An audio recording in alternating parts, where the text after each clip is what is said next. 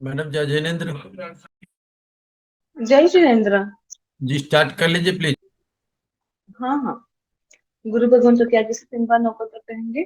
नमो अरिहंतानम, नमो सिद्धानम, नमो आयुर्यानम, नमो उवझायानम, नमो लोई सुवसाहुनम, नमो अरिहंतानम, नमो सिद्धानम, नमो आयुर्यानम, नमो उवझायानम, नमो लोई सुवसाहुनम, नमो अरिहंतानम, नमो सिद्धाय नमो आयर्यानम, नमो उवझायानम, नमो लोहे सुवसाहुनम, येषु पंच नमोकार सौव पावपनाशनो मंगलानं च सर्वेसिं परमं वै मंगलम्।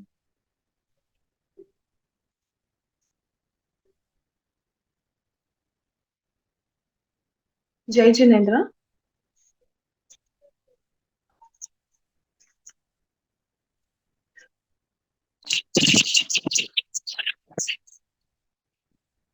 पिछले क्लास में हमने 84 लाख जीव योनि के कमाने का पाठ देखा था। 84 लाख की जीव योनियां होती है और वो मतलब महत्वपूर्ण पाठ माना जाता है। अभी इस पाठ के बाद एक पाठ आता है, शायद बहुत कम लोगों को पता होगा, नहीं बोलते होंगे, लेकिन कोई कोई जानते हैं, बोलते हैं। उस पाठ को बोला जाता है कुल कोड़ी को खमाने का पाठ। कुल कोड़ी को खमाने का पाठ। अभी ये जो कुल कोड़ी है, इसमें कोड़ी कुल आया शब्द। कोड़ी कुल का मतलब होता है, अभी जो हमने पहले 84 लाख जीव योनियां जो देखी थी, वहां पे प्रत्येक जीवों की संख्या बता दी थी, मतलब कितने प्रकार हो। जैसे पृथ्वी काय के 7 लाख आए हैं, अप काय के 7 लाख आए हुए हैं। अब ये कोड़ी कुल क्या है? कोड़ी कुल का मतलब होता है यहाँ पे समूह रूप में, जैसे देखा जाए डिफरेंस ज्यादा नहीं है, लेकिन ये समूह रूप में उत्पन्न होने वाले हैं। एक ही स्थान पर क्या होते हैं? समूह रूप से उत्पन्न होते हैं। समूह मतलब बहुत, एक साथ बहुत सारे जो एक ही जगह पर उत्पन्न होते हैं, उसे कहते हैं कुल कहते हैं। जो समूह रूप से जिस एक स्थान पर उत्पन्न होते हैं उसे कुल कहते हैं। और ये सारे करोड़ की संख्या में है, इसलिए इनको कोटि कुल कहते हैं। ये किसकी संख्या में है? करोड़ों की संख्या में है। इसलिए इन्हें क्या कहते हैं? कोटि कुल कहते हैं। तो वापस वही जीवों के नाम आने वाले हैं। बस ये क्या आने वाले हैं? कोटि कुल के नाम में आने वाले हैं। जैसे पृथ्वी काय के 12 लाख कोटि कुल, अप काय के 7 लाख कोटि कुल, तेवु काय के। अभी यहाँ पे कोटि कुल मतलब, कुल मतलब क्या है? एक ही जाति के अनेक जीव। ध्यान रखना, एक ही जाति के क्या है? अनेक जीव है, जो एक स्थान पर समूह रूप से उत्पन्न होते हैं, इसलिए इनको कुल कहा जाता है। और ये करोड़ों की संख्या में होते हैं, इसलिए इनको कोटि कुल कहते हैं। कोटि मतलब करोड़ों की संख्या में। तभी कौन कौन से?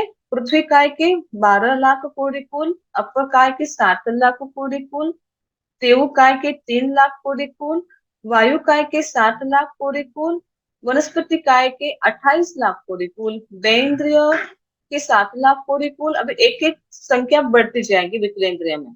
वेंद्रिय 7 लाख, तेन्द्रिय 8 लाख, चौरेन्द्रिय 9 लाख। ये हो गया विकलेंद्रिय का। उसके बाद जलचर। अभी जो तिर्यंश पंचेंद्रिय होते हैं वो 5 प्रकार के होते हैं। मनुष्य का तो एक ही प्रकार है, लेकिन तिर्यंश पंचेंद्रिय 5 प्रकार के हैं। वो है, उसमें से पहला जलचर, यानी पानी में रहने वाले तिर्यंश पंचेंद्रिय, वो 12.5 लाख कोटि कुल बताया है। स्थलचर, जमीन पर चलने वाले, वो है 10 लाख कोटि कुल। खेचर, खेचर मतलब उड़ने वाले, जैसे पंछी वगैरह, वो आ जाते 12 लाख कोटि कुल। ऊर पर, ऊर पर मतलब आ जाएगा मतलब पेट पर चलने वाले, या फिर जो हमारा चेस्ट उस पर चलने वाले। पेट पर ज्यादा ले जा जाता है, तो वो तिरछ पंचेंद्रिय जो पेट के आधार पर चलते हैं, तो वो आ जाते हैं 10 लाख कोड़े को। जैसे सांप वगैरह वो आ जाते हैं ऊपर में। उसके बाद भुज पर, भुज पर मतलब भुजाओं के आधार पर, यानी हाथों के आधार पर चलने वाले जो तिरछ पंचेंद्र होते हैं, उनको भुज पर, वो 9 लाख कोडिकुल है। जैसे मगरमच्छ होती है ना, वो जो हाथों के आधार पर चलती है, तो भुज पर में आ जाते हैं।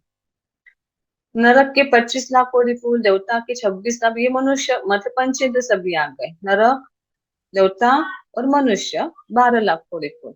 तो ये 1,97,97 लाख कोडिकुल की विराधना की हो तो देव से संबंधी मिच्छामि दुक्कड़म। तो इस प्रकार ये भी खमाने का पाठ बोला जाता है। इसमें भी बहुत सारे जीव की हम क्या करते हैं, क्षमा याचना करते हैं, माफी मांगते हैं, क्योंकि इनकी भी हमारे हाथ से कभी न कभी क्या होती है, विराधना होती है। स्थावर तो यही, विक्रेंद्र भी है, त्रयश पंचेंद्रिय भी, जाने अनजाने, कभी जन्म में, कौन से जन्म में, इस जन्म में किया होगा, इन सभी का समावेश इसमें हो जाता है। तो उसके बाद ये कोडिकुल का खमाने का पाठ के बाद अभी यहाँ पे कहते हैं कि मतलब ये जो कोडिकुल का कमाने का पाठ बोलने के बाद, जैसे किसी ने पीछे सवाल पूछा था, तो बहुत सारे लोग क्या करते, खामे में सव्वे जीवा जो पाठ आता है, हमने जो पीछे पाठ देखा था, मत देखा था, अनंत 24 जिन नमो के बाद और खमत खामना का पाठ आया था, आयरे ओवजाए, वो हमने देखा था, जहाँ पे पूरे संघ की सभी की हमने खमाम मतलब खमत कामना किया था। तो उसमें ही एक पाठ आया था, खमा मत खामे में सव्वे जीवा खमंतु में, ये पाठ बोलते हैं, इसके आगे बोला जाता है, वहां पे बहुत सारे लोग नहीं भी बोलते हैं। जो बोलते होंगे, जिन्हें नहीं मालूम होगा या फिर जिन्हें मालूम होए, वो यहाँ पे आगे वो पाठ बोलते हैं।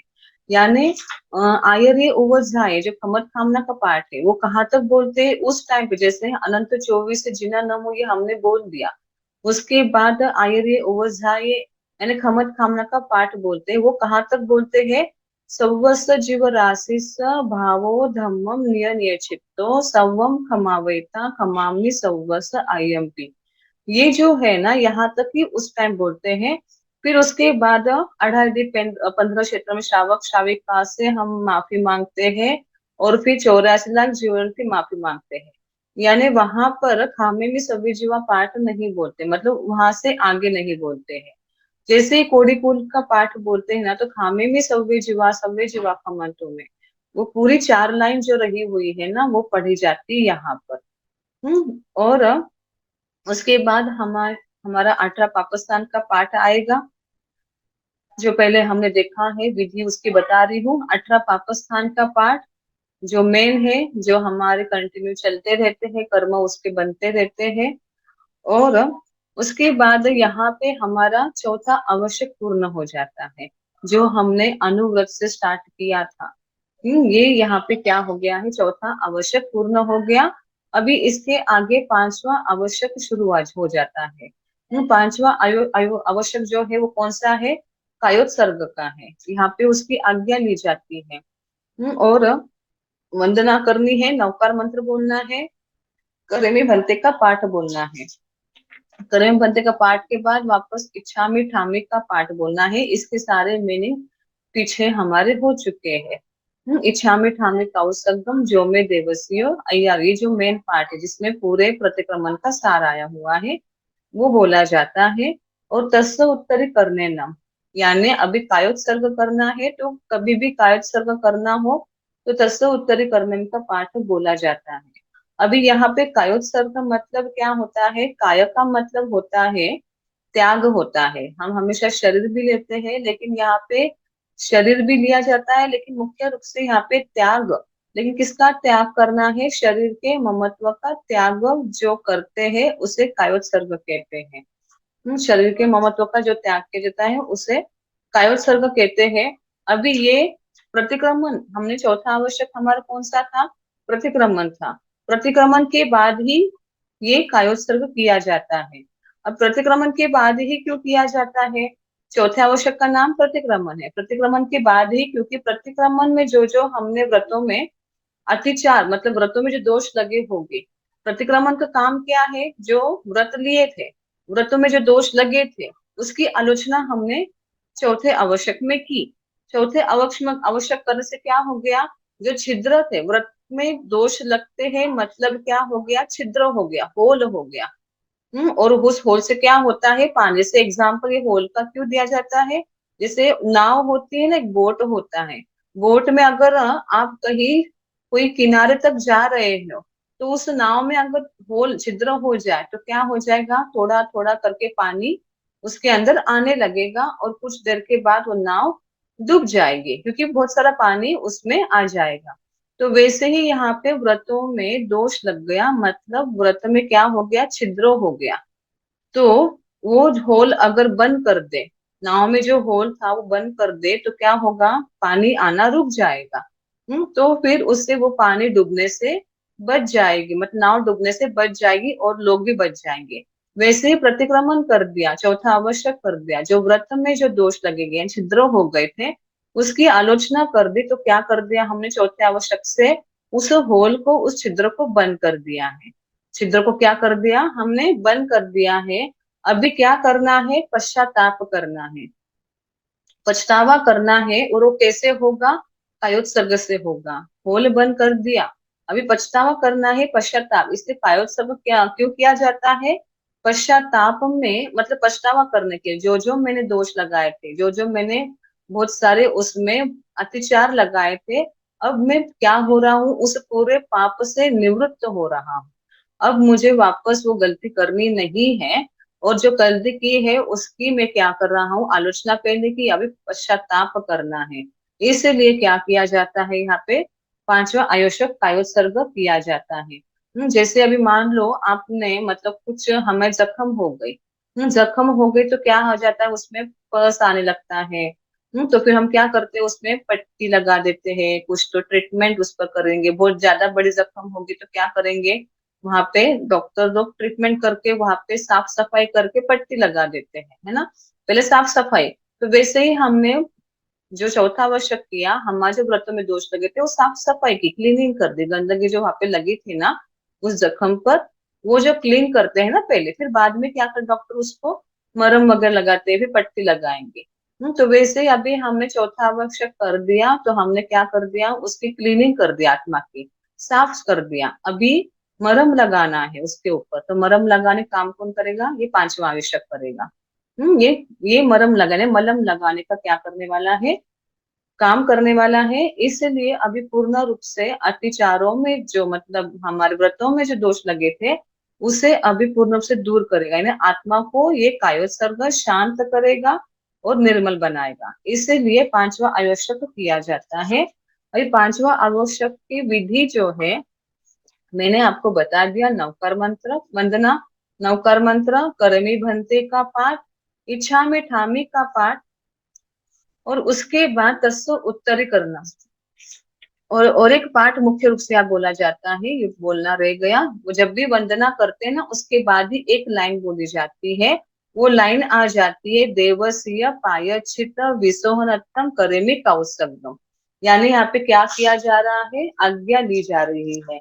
मतलब किसकी, देवसीय, देवस में दिवस संबंधी, वापस वहां पे यही आने वाला है, आप कौन सा प्रतिक्रमण कर रहे हो, वो वाक्य वहां पे बोल देना है। पायचित्तम, जैसे मैंने कहा, पश्चाताप, प्रायश्चित, प्रायश्चित में प्रायश्चित कर रहा हूँ, किसकी, विसोनत्तम, विशुद्ध करने के लिए मैं क्या कर रहा हूँ, कायोत्सर्ग, करे में कायोत्सर्ग, मैं कायोत्सर्ग करता हूँ। तो ऐसे यहाँ पे प्रायश्चित ले रहे हैं, किसके द्वारा, कायोत्सर्ग के द्वारा। क्योंकि हमारे 12 प्रकार के तप में एक अभ्यंतर तप कायोत्सर्ग भी आता है। तो यहाँ पे कायोत्सर्ग में तप कर रहा हूँ, उससे क्या होगी, मेरी आत्मा अभी शुद्ध होने वाली है, निर्मल बनने वाली है। तो इस प्रकार यहाँ पे ये लाइन बोली जाती है। फिर उसके बाद लवकार मंत्र, करेमी भंते का पाठ, इच्छा में ठामे का उत्सर्गम का पाठ बोला जाता है। अभी इच्छा में ठामे का उत्सर्ग का पाठ, फिर तत्सव उत्तरी करनेम का पाठ, तत्सव उत्तरी करनेम के पाठ के बाद वापस लोगस्य का पाठ है यहाँ पे। अभी ये है, मतलब अगर आप डेली का प्रतिक्रमण कर रहे हो, तो मैंने शायद आपको पहले दिन ही बताया था कि लोगस्य कायोत्सर्ग में कितने लोगस्य बोले जाते हैं। मैं रिपीट कर देती हूँ, 4 बोले जाते हैं रोज के। पक्की होगी तो 8 बोले जाएंगे, चौमासी पक्की होंगी तो 12 बोले जाएंगे, संवत्सरी होगी तो 20 बोले जाएंगे। तो ऐसे यहाँ पे इस कायोत्सर्ग में लोगस्य, मतलब बस जो अलग अलग दिन आते हैं, जैसे आप भी बताया, उस दिन बस ध्यान रखना, अगर पक्की आप रोज 15-15 दिन की मतलब प्रतिक्रमण कर रहे हो, तो उस टाइम 10 कायोत्सर्ग जो लोगस बोले जाएंगे वो 8 बोलना है। और जब चातुर्मास बैठेगा उठेगा होली चातुर्मास, इन दिनों में 12 बोले जाएंगे। और संवत्सर के दिन 20 लोगस बोले जाएंगे। और ये लोगस पूरे होने के बाद वापस एक पूरा नवकार मंत्र बोलो, नमो अरिहंतानम बोलकर कायोत्सर्ग खोल दो। और फिर ध्यान पारने का पाठ, ध्यान में मन वचन का चलित हुई हो, वो जो पाठ है वो बोलना। फिर प्रकट में एक लोगस बोलना। प्रकट में एक लोगस बोलो, यानी आंखें खोलकर। और उसके बाद इच्छा में खमा समनों का पाठ बोलना है। जो विधि मैंने आपको बताई थी कैसे बैठना है, पोजीशन मैंने बता दी थी, वैसे ही वापस बैठना है। अहो का जो 12 आवर्तन आएंगे, अहो कायम काय, ये आवर्तन भी ध्यान रखना कब करना है। ऐसे ये मैंने बताया था प्रॉपर आपको। तो वो भी ध्यान रख के पूरे यहाँ पे इच्छा में खमा समनों का पाठ बोल देना है।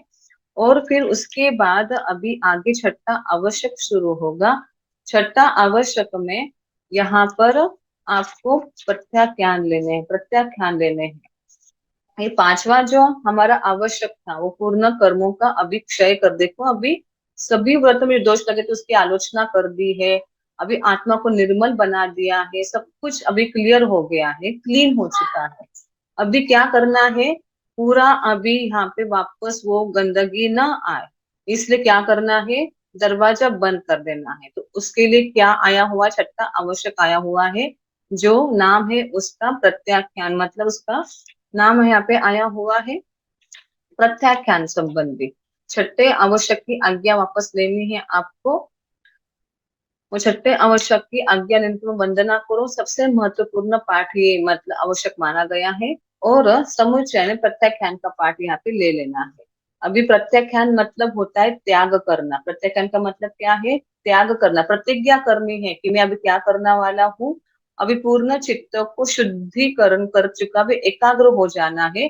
और यानी ये प्रत्याख्यान का मतलब ये आवश्यक करने से क्या फल मिलेगा, आपका मन एकाग्र हो जाएगा। मन एकाग्र हो जाएगा और आत्मबल भी बढ़ जाता है ये छठा आवश्यक करने से। यानी यहाँ पे कायोत्सर्ग में शुद्धि हो जाती है, अभी इसमें बल प्राप्त होगा, वापस वो हम गलती नहीं दोहराएंगे, जो हमने दोष लगा दे वापस वो नहीं करेंगे। प्रत्याख्यान का बहुत महत्व है, जैन धर्म प्रत्याख्यान के आधार पर ही ज्यादा महत्व है। आप आगम पढ़ोगे तो आपको ध्यान में आएगा, भगवान ने वहां पे बार बार कहा है, दो प्रकार की परिज्ञा बताए हैं, ज्ञ परिज्ञा, प्रत्याख्यान परिज्ञा। यह मतलब भगवान ने ऐसे नहीं कहा कि आप डायरेक्टली प्रत्याख्यान ले लो। भगवान ने कहा पहले जानो समझो अच्छे से देखो क्या चीज है क्या नहीं है, फिर उसके बाद क्या करो, आप उसे छोड़ दो, जो छोड़ने जैसा है उसे क्या करो, छोड़ दो, त्याग लो। हम हमेशा क्या कर लेते हैं, मन ही मन धारणा कर लेते हैं, हाँ मैंने ये छोड़ दिया, मैंने उसका त्याग कर लिया, लेकिन इतने पर भी कुछ भी नहीं होने वाला है। यहाँ पे पचकान लेने, जो हमारे पाठ आते पचकान के, वो लेने बड़े जरूरी है। अगर वो ना लो तब तक वो प्रत्याख्यान, वो संकल्प हमारा पूरा होता नहीं है। अभी आप सोचोगे प्रत्याख्यान क्यों लेना, जो बहुत सारे लोग ऐसे प्रत्याख्यान तो ले लेते हैं लेकिन टूट जाते हैं। कोई भी छोटे मोटे नियम ले लेते हैं लेकिन क्या हो जाते हैं, टूट जाते हैं। देखो हर एक की परीक्षा होने वाली, कोई भी आप कुछ भी करो, परीक्षा तो होकर ही रहेगी। तो उस प्रत्याख्यान लेने के बाद दृढ़ रहना पड़ेगा। प्रत्याख्यान क्यों लेते हैं, अभी मान लो आप किसी मतलब कहीं घूमने गए होंगे, आपने वहां पे आपका फार्म हाउस होगा कुछ होगा, और आप क्या कर रहे हो, बाहर आकर बैठ गए, नया जगह है और बाहर रात्रि में बाहर आकर बैठोगे तो क्या होगा, आप लोगों को सब तरफ से संकट संकट लगेगा ना। मतलब सब तरफ से चारों ओर से आपको डर लगेगा। आप हमेशा मतलब इनसिक्योर, मतलब या फिर असुरक्षित महसूस करोगे आप उस वक्त खुले मैदान में, क्योंकि आप कैसे नई जगह पे खुले मैदान, चारों तरफ से कहीं से भी हमला हो सकता है, आप कभी भी वहां पे सेफ फील करने वाले नहीं हो। जैसे आप घर के अंदर आ जाते हो, दरवाजे खिड़कियां सब लॉक करके, तो फिर आप कैसे महसूस करोगे उस टाइम, पूरे सुरक्षित सेफ महसूस करते हो। वैसे ही आत्मा हमारी कैसे है, खुले मैदान में है, खुले मैदान में है, वो चारों तरफ से क्या हो रहे हैं, आक्रमण कहीं से भी हो रहा है, कंटिन्यू हो रहा है, चारों तरफ से पाप आ रहा है, चारों तरफ से क्या आ रहा है, पाप हो रहा है, और वो बिना वजह क्या हो रहा है उसमें फंस रहे, वो करे ना करे। वो जैसे हम कुछ सारे ऐसे बहुत सारे काम है जो हम करते नहीं है, और अमीर लोग के फैसिलिटीज ज्यादा होते तो वो कर लेते हैं, तो फिर वो भी पाप, वो भी दोष क्या हो जाते हैं, हमें लग जाते हैं। तो इसलिए प्रत्याख्यान का महत्व मतलब क्या होगा, सेफ करना, आत्मा को क्या कर देना, सुरक्षित कर देना। हम शरीर को सुरक्षित तो कर देते हैं लेकिन आत्मा को सुरक्षित करते नहीं है। तो ये प्रत्याख्यान आत्मा को सुरक्षित कर देते हैं। इतने सारे दुनिया भर में जो पाप चल रहे हैं उनसे वो आत्मा बच जाएगी। यानी हमें दोष किसका लगेगा, बस जो हम कर रहे हैं ना, बस हमें उसका ही दोष लगेगा और किसी का दोष लगने वाला नहीं है।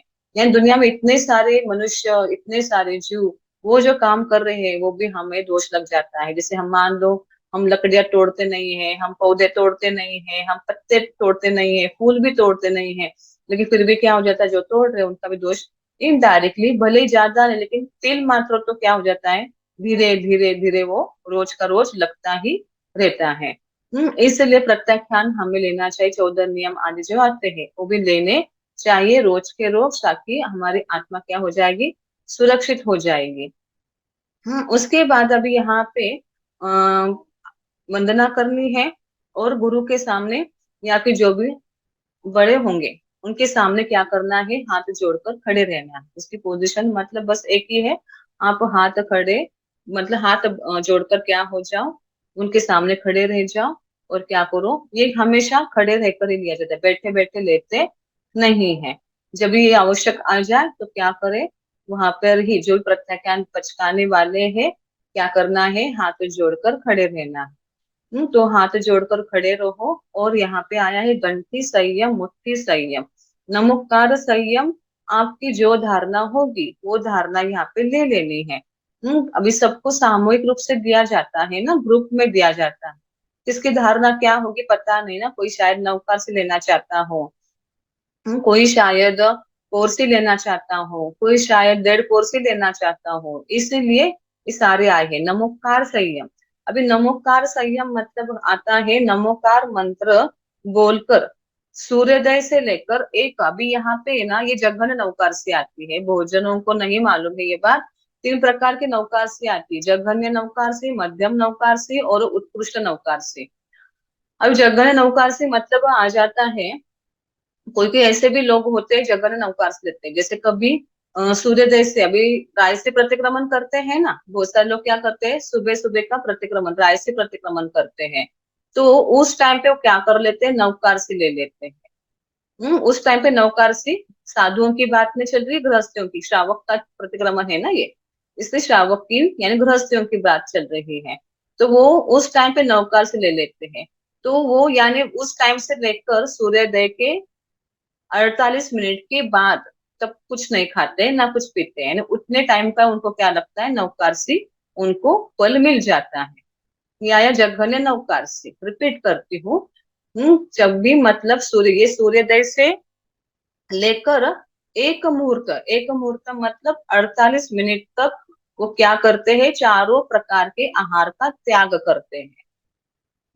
तो ये उसे कहते हैं जघन्य नवकाशी। मध्यम नवकाशी मतलब ये, कुछ कुछ गृहस्थी ऐसे होते हैं, 12 बजे के बाद, 2 बजे, 3 बजे, सुबह की बात कर रही हूँ मैं, सोने के बाद मतलब क्या करते हैं, खाते रहते हैं, भूख लगी खा लिया, नींद में उठकर भी क्या 2 बजे 3 बजे खा लेते हैं, 4 बजे खा लेते हैं। या फिर पानी पी लेते हैं। कुछ चलते रहते हैं, इसलिए उनको यहाँ पे जंगल नौका से बताइए। फिर वो कब नौका से पचकाते हैं, सूर्योदय मतलब ये कभी 5 बजे 6 बजे नौका से पचकान कर लेते हैं। और सुबह फिर उनकी नौकर से कब वो पार सकते हैं, तो सूर्योदय के 48 मिनट के बाद नवकारसी को पार सकते हैं। तब तक वो क्या हो जाते हैं, तब तक वो पचकान में आ जाते हैं, चारों प्रकार के आहार का त्याग किया जाता है। दूसरी प्रकार की नौकार से मध्यम नौकार से आ जाती है। मध्यम नौकार से मतलब मैं जब तक ना सो तब तक मैं खाऊंगी, जैसे मैं सो जाऊं फिर नौकार से, सोते वक्त क्या कर लेते हैं, नौकार से पचकान ले लेते हैं सोने से पहले। फिर वो सोने के बाद कुछ नहीं खाते हैं एक बार। तो सोने जब तक ना सो तब तक वो खाते रहते हैं पीते रहते हैं, तो वो मध्यम नौकार से। उत्कृष्ट नौकार से 24 उत्कृष्ट नौकार मतलब क्या आ जाती है, सूर्यास्त जैसे हो गया और क्या कर लिया, नौकारसी का पचकान कर लिया। कोई 3 करते, कोई 24 करते, तो वो उत्कृष्ट नौकारसी आ जाती है। तो यहाँ पे नमो का संयम में जघन्य नौकारसी की बात चल रही है।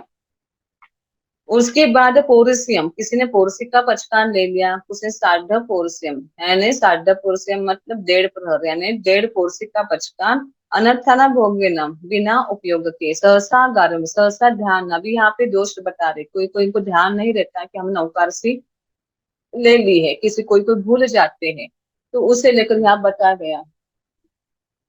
महत्तर आगारेनम, महत्तर आगारेनम मतलब किसी मान लो भंग हो गया, मतलब भंग मतलब किसके आगार से, महापुरुष के आगार से क्या हो गया, भंग हो गया।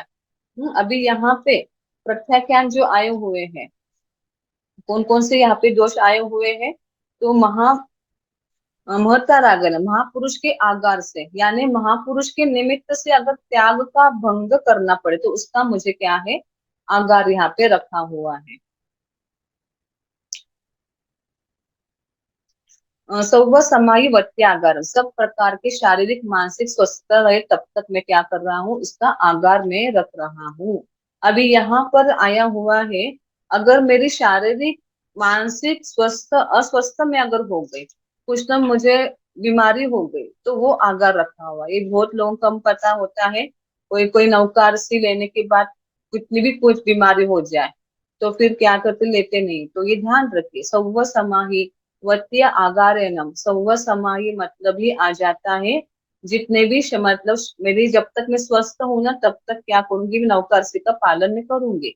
लेकिन जैसे ही मेरे कुछ स्वास्थ्य बिगड़ जाए, इतना बिगड़ जाए कि खाने के बिना कुछ ऑप्शन नहीं है, तो फिर क्या हो जाए, उस वक्त वो खा सकता है। ठीक है, बाकी और रीजन से नहीं खाने के लिए मना किया गया है। तो सौव समय वत्यागारेनम ओ सिरामी, मैं क्या करता हूँ, ओ सिरामी यानी मैं त्याग करता हूँ। तो यहाँ पर ये उत्कृष्ट नौकार से जो है बहुत ज्यादा लोग ग्रहण करते हैं। तो अभी प्रत्याख्यान लेने से क्या क्या महत्व आया हुआ है, एक तो हमारी इच्छाओं पे कंट्रोल हो जाता है, हमारी विषय आसक्ति छूट जाती है, यानी बहुत सारी आसक्ति जो खाने, क्योंकि आज से सबसे ज्यादा लोगों को ज्यादा अटैचमेंट है तो खाने पर है। बहुत सारे लोगों को भूख कंट्रोल होती नहीं है, कुछ स्पाइसी खाना मिल गया तो कंट्रोल होता नहीं है, वो खा लेते हैं। इसलिए पांचों इंद्रिय में सबसे बड़ी मुश्किल इंद्र जो अगर होगी तो वो रसनेन्द्रिय है। रसनेन्द्र पे विजय प्राप्त करना सबसे मुश्किल है, और आपने रसनेन्द्र पे विजय प्राप्त कर लिया ना, ऑटोमेटिक बाकी की इंद्रिया भी क्या हो जाती है, कंट्रोल में आ जाती है। देखो पेट में कुछ नहीं हो तो बोलने की इच्छा नहीं रहती है, और क्या नहीं होता है, टीवी देखने का कुछ भी मन भी नहीं होता है, ऑटोमेटिक यह क्या हो जाता है, बाकी की इंद्रिया भी हमारे क्या हो जाती है, कमजोर पड़ जाती है। इसलिए रसनेन्द्र क्या कहा गया है, सबसे मेन इंद्रिया कहा गई है। अगर उस पे आपने जीत हासिल कर ली तो क्या हो जाएगा, बाकी की इंद्रिया भी हमारे कंट्रोल में आ जाएगा। प्रत्याग, अभी यहाँ पे शब्द आया है गंठी संयम, मुट्ठी संयम। गंठी संयम, अभी कोई कोई लोग ऐसे भी होते हैं, जैसे मान लो आप देव से प्रतिक्रमण कर रहे हो, देव से प्रतिक्रमण कर रहे हो तो उस टाइम पे वो प्रतिक्रमण करे तब तक है सामयिक में, तब तक ही क्या कर रहे हैं, कुछ खा पी नहीं रहे हैं।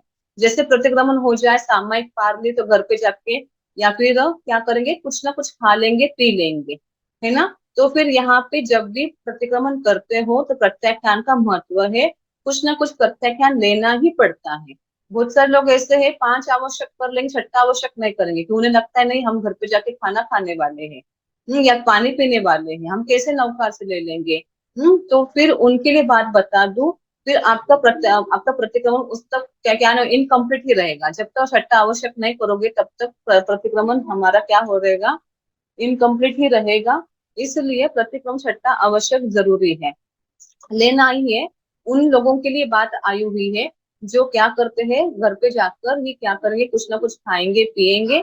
तो गंठी संयम, गंठी से मतलब गांठ से, जब तक मैं गांठ बंदी रखूं तब तक क्या है, मुझे चारों आहार का मुझे त्याग है। गांठ मतलब आप कोई भी अपने, कोई भी रुमाल होगा, चुन्नी होगी, दुपट्टा होगा, उस पर क्या करना है, गांठ मार के रखूंगी। जब तक गांठ है तब तक क्या करूंगी, मैं चारों प्रकार के आहार का मैं त्याग कर रही हूँ।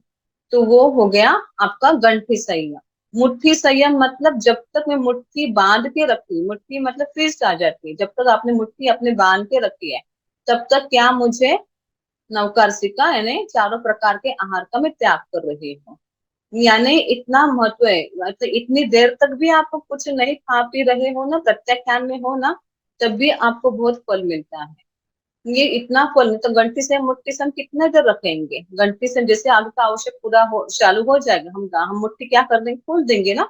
तो हमारा क्या हो जाएगा, चारों प्रकार के आहार का भी हमें मतलब हमारा शुरुआत हो जाए, मतलब आत्मा से ऐसे तो नहीं खाएंगे लेकिन वो पचकान में नहीं आएंगे। इसलिए घंटी संयम मुट्ठी संयम, तो भले ही 5 मिनट के लिए आपने क्या किया है, प्रत्याख्यान में आए हो, आयो तो सही हो ना। 5 मिनट के लिए भले आपने क्या कर रहे हैं, मुट्ठी बंद रखते हो, 5 मिनट कम से कम अपन 2 मिनट 3 मिनट के लिए आपने क्या किया है, मुट्ठी बंद करके रखिए। उतनी देर तक क्यों ना आपने क्या किया, प्रत्याख्यान में आए हो। प्रत्याख्यान का इतना महत्व है, देवता इन 2-3 मिनट के भी प्रत्याख्यान में ले सकते हैं। मनुष्य 2-3 मिनट के लिए तो कम से कम प्रत्याख्यान में आ जाता है। जो प्रतिक्रमण करते हैं ना, भले 2-3 मिनट के लिए भी क्या होगा, वो प्रत्याख्यान में आ जाएगा। लेकिन देवता इतना भी नहीं आ सकते हैं, देवता उतनी देर में आने के लिए तरसते हैं। इसलिए प्रत्याख्यान का बहुत ज्यादा महत्व है। आप कुछ भी काम कर रहे हो, प्रत्याख्यान में आप कर को संकल्प करके कुछ भी फायदा नहीं होगा। देवता भी संकल्प लेते हैं लेकिन उनको इतना उसका लाभ मिलता नहीं है। आप छोड़ रहे हो ना, पूरे विधि पूर्वक मतलब क्या करो, प्रत्याख्यान से उस बात को छोड़ो। भले 5 मिनट के लिए ले लो, भले 10 मिनट के लिए, लेकिन प्रत्याख्यान में लेकर ही क्या करो, उस बात को छोड़ो। और प्रतिक्रमण कर रहे हो, छठा आवश्यक करना ना भूले। नवकार का डर मत रखो। आप घंटी से मुट्ठी से दो शब्द उसके उन लोगों के लिए आए हुए हैं जो क्या नहीं करते हैं, पूरे रात्रि तक खाना पीना नहीं छोड़ पाते हैं। उनको डर लगा रहता है, तो उन लोगों के लिए दो बातें आई हुई है। इससे बिना डरे क्या कर लो, नवकार से छठा आवश्यक पूरा करो, यानी आपका प्रतिक्रमण भी क्या हो जाएगा, पूरा हो जाएगा। तो इस प्रकार यहाँ पे ये पचकान लेने के बाद आगे हमारा प्रतिक्रमण मतलब सभी अतिचार यहाँ पे मतलब जो जो बोलते वक्त प्रतिक्रमण करते वक्त जो दोष लगे होंगे ना, उसके यहाँ पे क्या कर रहे हैं, अभी आलोचना कर रहे हैं। तो पहला सब कुछ बोला जाएगा, जो 6 आवश्यक हमने किए हैं।